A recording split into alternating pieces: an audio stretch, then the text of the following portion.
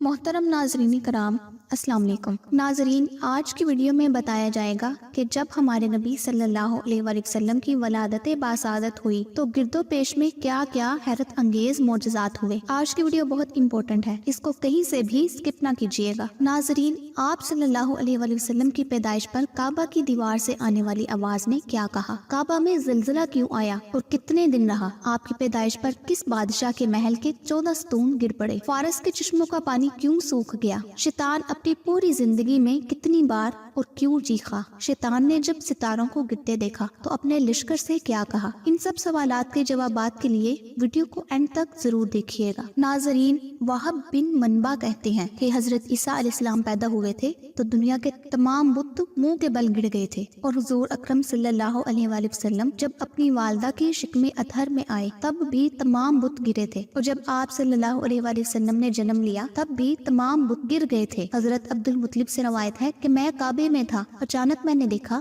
कि काबा के बुत अपनी जगहों से गिर पड़े और सजदा किसी हालत में जमीन पर औंधे हो गए। साथ ही मैंने काबे की दीवारों में से एक आने वाली आवाज सुनी, खुदा के वो महबूब पैदा हो गए हैं जिनके हाथों गैर अल्लाह के माबूद हलाक होंगे और वो महबूब मक्का को बुतों की परस्तिश से पाक कर देंगे और वो लोगों को एक उस खुदा की इबादत का हुक्म देंगे जो सब कुछ जानने वाला है। नाजरीन, जब आप सल्लल्लाहु अलैहि वसल्लम पैदा हुए तो उस रात काबा में ज़लज़ला आया जो 3 दिन 3 रात तक रहा और लर्जिश में रहा, जिसको कुरैश ने भी देखा। ये इस बात की अलामत थी कि अब खुदा का घर खुदा के लिए खाली होने का वक्त आ गया है और उनसे पाक होने का वक्त आ गया है। इसी तरह आपकी मुबारक पैदाइश पर दुनिया की अजीम मुमलिकत फारस ईरान के बादशाह के जबरदस्त मजबूत महल के अंदर शगाफ पड़ गए और वो ज़लज़ले की जद में आ गया और उसके 14 सतून गिर पड़े। इसी तरह उसके मुल्क में जो आग के अलाव बतौर माबूद के जलते रहते थे वो तमाम यकलख्त फौरन बुझ गए। नाजरीन, आप सल्लल्लाहु अलैहि वसल्लम की पैदाइश के वक्त इब्लीस बड़े अल्मो गम के साथ रोया और धाड़ा। हजरत अकरमा से रवायत है कि जब आप सल्लल्लाहु अलैहि वसल्लम ने जन्म लिया तो शैतान ने सितारों को गिरते देखा तो उसने अपने लश्कर से कहा, इस रात कोई ऐसा बच्चा पैदा हुआ है जो हमारी मेहनतों पर पानी फेर देगा। और दूसरी रवायत में है कि जब शैतानों को आसमानों पर जाने से रोक दिया गया और उन्हें मार मार कर वहाँ से दफा कर दिया गया तो शैतानों ने आकर इब्लीस से माजरा जिक्र किया तो इब्लीस ने कहा, मालूम होता है आज दुनिया में कोई खास वाकया पेश आया है। फिर इब्लीस ने शैतानों को हुक्म दिया कि जमीन के तमाम इलाकों से थोड़ी थोड़ी मिट्टी को उठा कर लाओ। फिर इब्लीस हर मिट्टी को सूंघता रहा हत्ता कि उसने तहामा यानी मक्का सरजमीन की मिट्टी सूंघी तो फौरन पूछा, ये कहाँ की मिट्टी है, कहाँ गया तहामा की? तो बोला,